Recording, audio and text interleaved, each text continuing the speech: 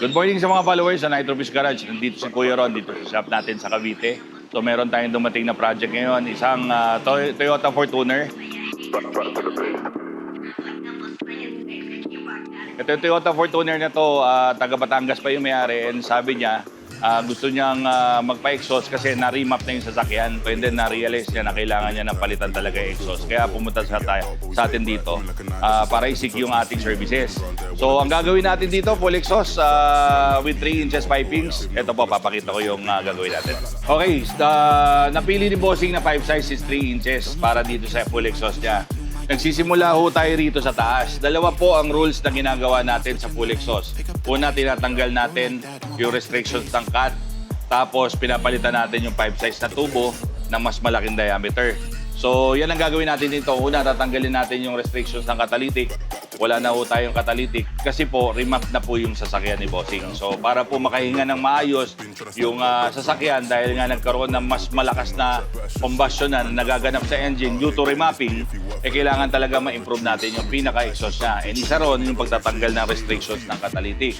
Pangalawa, lalakihan na ho natin ng pipes nito. Gagawin na natin 3 inches. Dito sa shop namin, pinapipili ko po ang mga nagpapagawa sa amin, especially sa diesel, ng 5 size. It's either 2.5 and 3. Pinapaliwanag ko po at ginaguide sila properly kung ano yung pros and cons ng dalawang 5 size na yan. Dito na yan sa shop ginagawa. Kasi I need to talk to the client directly kung ano ba yung purpose niya, reasons niya, goals niya, and etc. So nakapag-come up kami sa decision na gusto ng may-ari is 3 inches para sa kotse niya. So 3 inches na yung gagawin natin 5 size nito. Pagdating dito sa gitna, itong muffler na to, papalitan natin ng Spitfire muffler. Kung nakita nyo malaki itong muffler niya, gagawin mas maliit na to para mas lumabas yung tunog ng exhaust. At pagdating dito sa dulo, ang ilalagay natin, Magna Flow tip naman. Dito natin i-mount yan at dito yung tubo, dito nakatutok. So, yan po yung project natin para sa araw na to. Panoorin po natin to. Back to the base. Back to the base. Back to the base. Back to the base. Back to the base.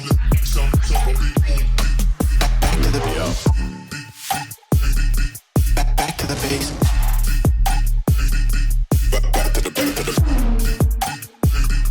Back to the base. Back to the base. Back to the base. Back to the base. Back to the base. Back to the base.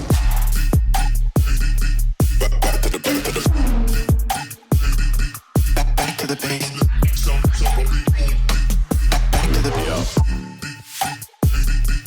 Back to the base.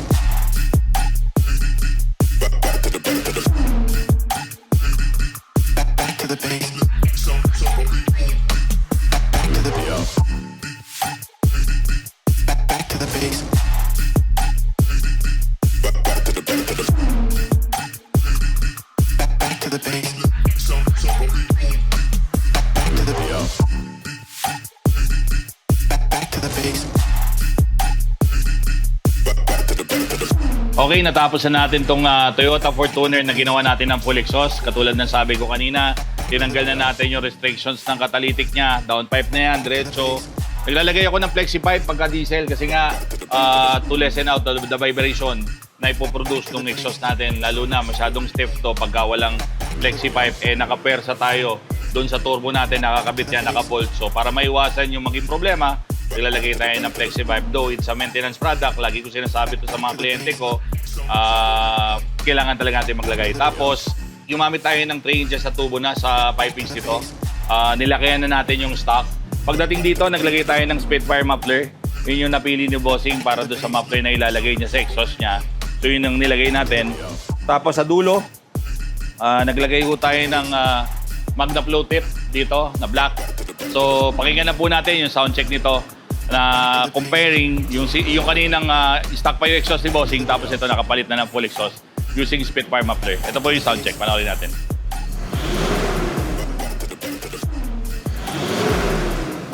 To the base.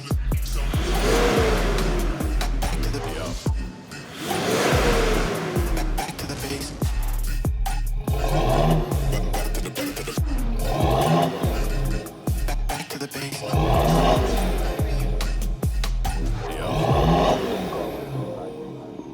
to the base.